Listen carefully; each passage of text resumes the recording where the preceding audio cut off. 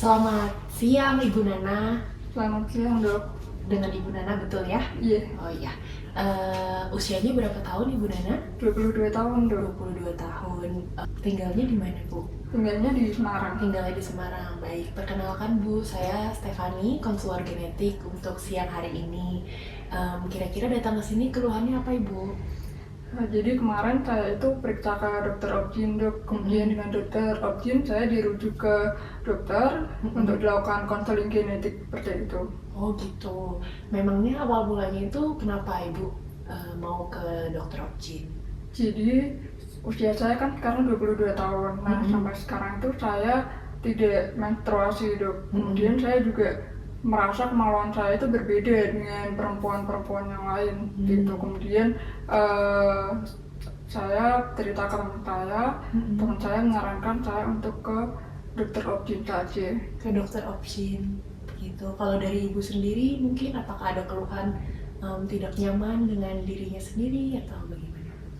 Ya, Dok, jadi selain tidak menstruasi, saya juga merasa ada yang aneh dengan tubuh saya. Jadi saya merasa saya itu laki-laki yang terjebak di tubuh perempuan. Nah, akhirnya dari keluhan itu saya periksa ke dokter Objin.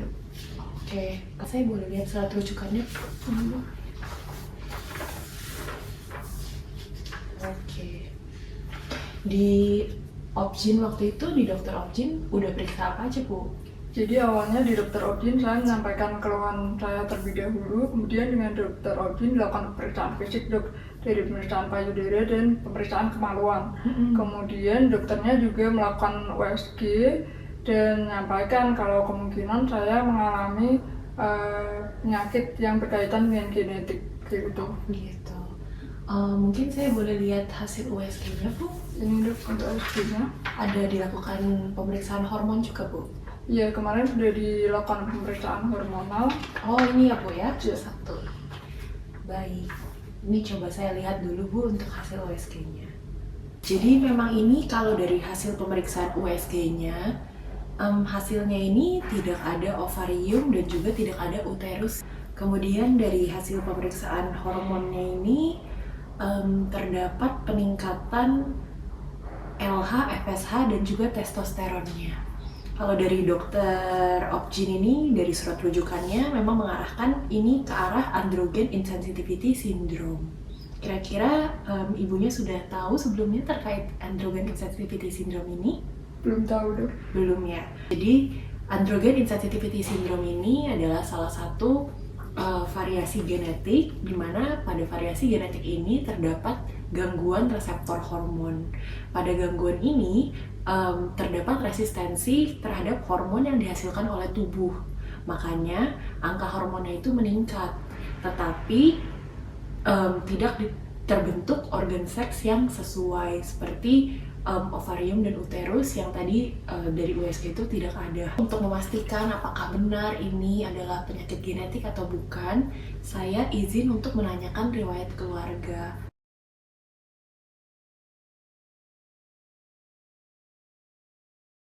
Baik, Dok, untuk selanjutnya yang dapat saya lakukan apa ya, Dok? Oke, jadi dari tadi hasil tanya jawab kami, kemudian hasil pemeriksaan ibu dengan dokter spesialis Objinnya melalui USG dan juga hasil hormon.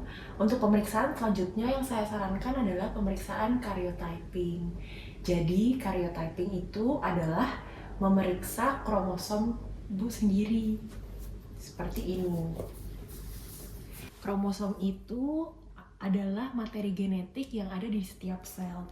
Jumlahnya 46 setiap selnya atau 23 pasang.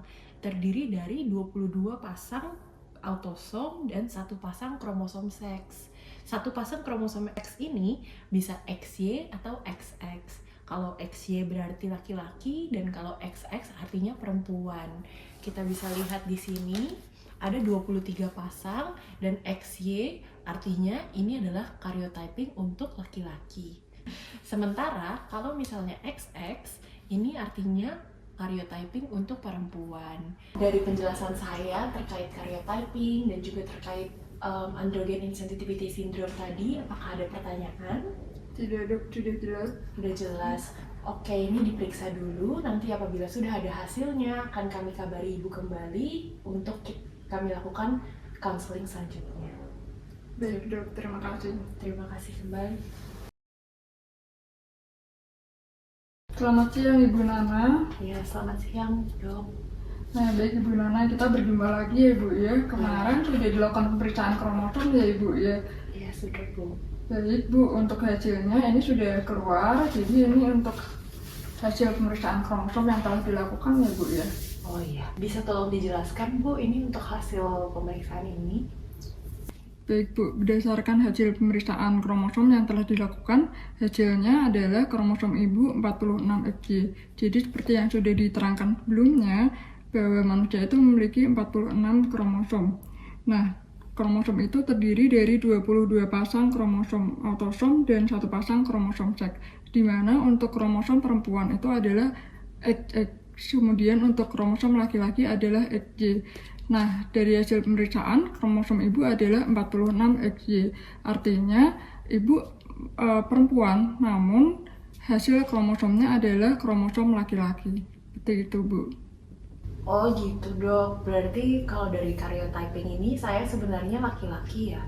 Kalau gitu penyakit saya sebenarnya apa ya dok? Baik Bu, berdasarkan hasil pemeriksaan karyotyping dan keluhan yang telah Ibu sampaikan, keduanya sangat berkaitan Bu. Jadi kami menyebutnya dengan PAIS atau Partial Androgen Insensitivity Syndrome. Jadi kondisi ini menyebabkan hormon androgen itu tidak bekerja dengan baik pada tubuh ibu sehingga mengakibatkan terganggunya perkembangan seksual pada penderitanya. Gitu. Oh gitu, kira-kira berbahaya nggak ya dok?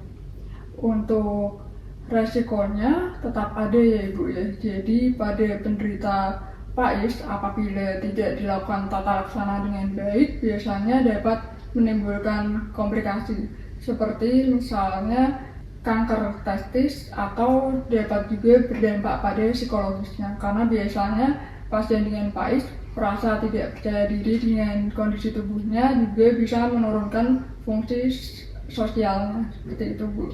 Oh iya, saya memang merasakan seperti itu sih Bu. Dok, kira-kira penyakit saya ini diturunkan nggak ya? Baik Ibu, berdasarkan hasil pohon keluarga, kemudian pemeriksaan kromosom dan literatur yang sebelumnya disampaikan bahwa untuk PAIS ini memang diturunkan karena ia berkaitan dengan gen yang ada pada kromosom X. Jadi pola penurunannya disebut sebagai X-linked recessive, di mana penyakit ini diwariskan dari ibu kepada anak laki-lakinya, sementara pada anak perempuan biasanya bersifat sebagai pembawa seperti itu Bu. Oh begitu.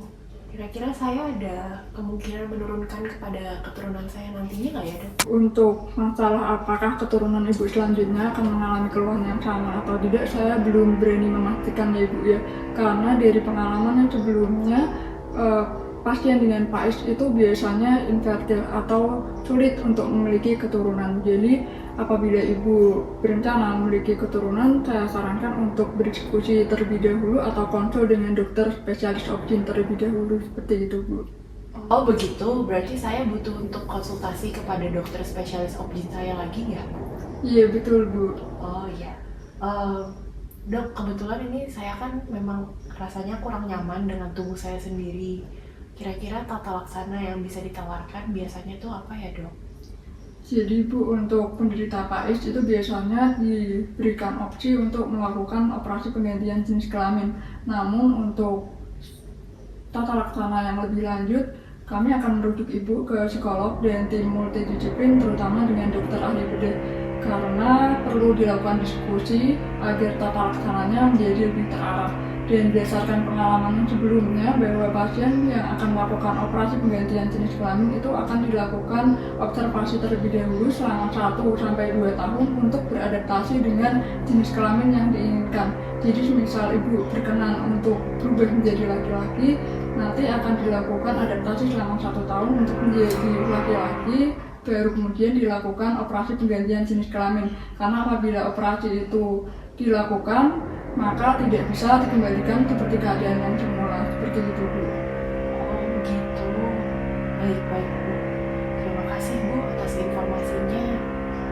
Mungkin nanti kalau misalnya saya ada pertanyaan, saya boleh ya Bu ya